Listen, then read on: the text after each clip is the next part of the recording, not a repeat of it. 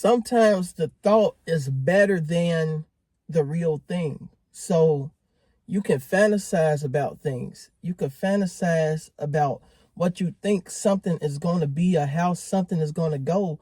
And in reality, it's not going to go any type of way that you think. You are not in control of anything when it comes to other people and how they're going to react and feel about getting something, doing something with you. I remember a few occasions of getting something for somebody. I'm like, oh, I know they're going to be excited. I know they're going to love this. I know this going to make their day. And you give them what you finna give them, and they unappreciative.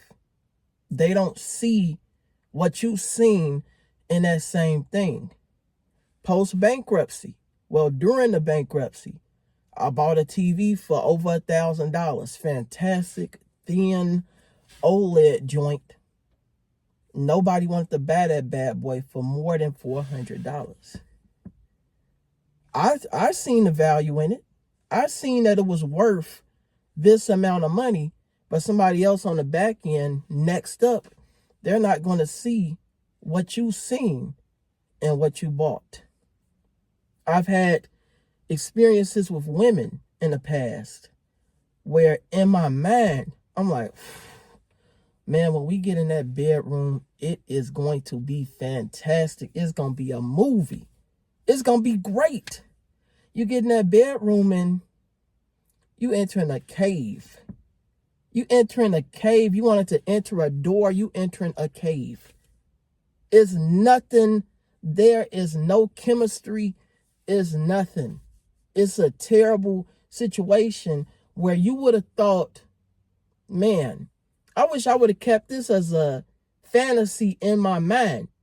But making this come into reality and really making this happen, it was a bad decision and you can't undo it. Once you do things, it can't be undone. We can't put white out on life. You make a decision, it's set in stone. Go buy a car. You know what I'm saying? Once you sign on that dotted line, there's no friends in the dealership. You have no friends in the dealership. These people just trying to make some money. That's it. They not your friend. You your friend. You got to do your research in advance and really know what's going on before making a decision that could be detrimental for your financial future. Yeah, man, I'm telling you, sometimes a thought needs to stay a thought. You do not need to make things happen all the time. Sometimes it's good to just keep that in the back of your mind and let it rest there. You don't have to make it happen because a lot of the times things are not what they seem and things will not go as you plan. But on the flip side, sometimes things can be a lot greater than you thought. Again, women.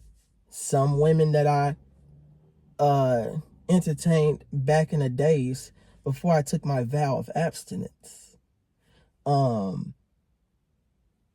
You would think that it's going to just be this is just going to be a little average situation because I'm bored type stuff, just doing something out of boredom. Never have sex out of boredom. If you bored, play the game. If you bored, read a book. If you bored, exercise. If you bored, make some damn money. Being bored does not equate to having sex that can cost you money. You'll end up having sex with somebody out of boredom and you'll impregnate them. Now you're going to be hella busy at work paying these child support payments from this person that you had no real connection with. If you think back in the past, how many people you had sex with, imagine having a baby with all of them people. Guys, I'm talking to the guys. Be a tragedy. It will be a tragedy. You know what I'm saying? A lot of this bored sex, you already know shorty don't look nothing like what you know what I'm saying? She's not relationship quality for you. You don't want to be with her.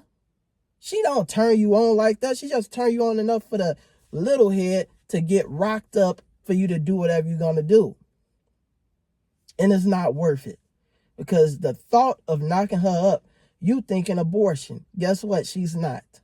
And there's nothing you could do about it. Nothing you could do about it. You stuck with this decision. Dang, I lost my train of thought on that one. Man, what was I even talking about? I'm scolding you boys. I'm scolding me. I'm abstinent right now because I've been tweaking. I could look in the mirror. I could say, man, I've been tweaking. I messed up. What was I doing? You know what I'm saying? This stuff ain't worth it. For what? Just that happy ending that turns into a bad ending once you have that post-nut clarity and regret? Because it's like, man, what if this person got pregnant? I would have to deal with this. She's not my type. Man, hopefully the baby don't come out looking like her. What? Hopefully the baby come out healthy and not looking like that. What? Come on, man. But, oh yeah, that's what I think I was talking about. Sometimes, in my past, before I took my vow of abstinence, you'll think it'd be an average situation with a young lady and end up being something phenomenal. It's a phenomenal situation that you would have never expected. You would have never thought that you and this person had this much chemistry. So it could go either way. It could go, it's a good situation like you thought. Well, a good situation and you didn't think that. Bad situation that you thought was going to be good. Or sometimes it can be exactly what you thought. I've had situations like that as well where things went exactly as planned. But me personally, as a man, I like to plan for the worst outcome.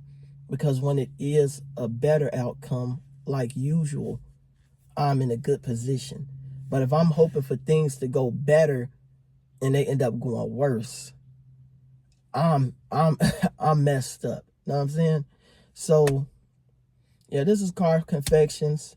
Well, Car Confessions, not Confections. My boy Ken, man, you say Confections, man.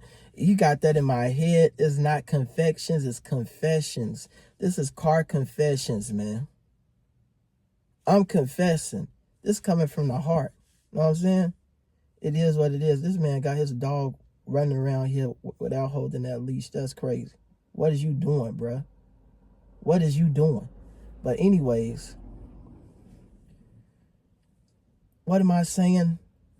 I am saying sometimes you need to leave that thought a thought. Don't act on a thought because things just might not go as planned and you're going to be looking crazy in the face.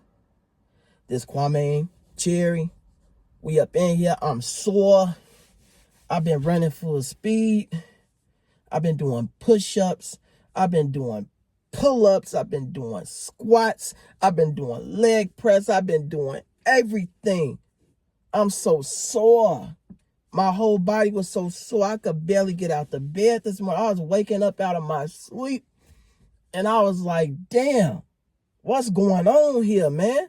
I got pain in places I ain't had pain in ever. But for my boys, I'm going to go hard every time. For my boys, shout out Big Don. Shout out Landman. Shout out Ken, the analyst. Shout out my boy No ID as well. We get in that gym. We handle that business all the time. All the time. I go in that gym by myself. I'm showing out for BKC every time. But anyways, young men, young women, everybody, leave that thought a thought sometimes. Don't act on that thought because a lot of the times it ain't going to go how you plan. Sometimes it could be better. A lot of the times it could be worse.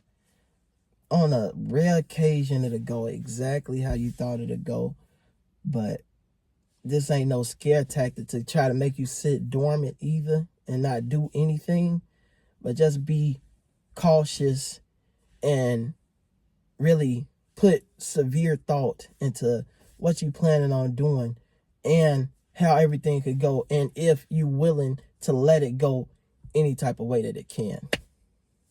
This Kwame Cherry. I'm checking out. I got some stuff to do with grandma, man. Woo!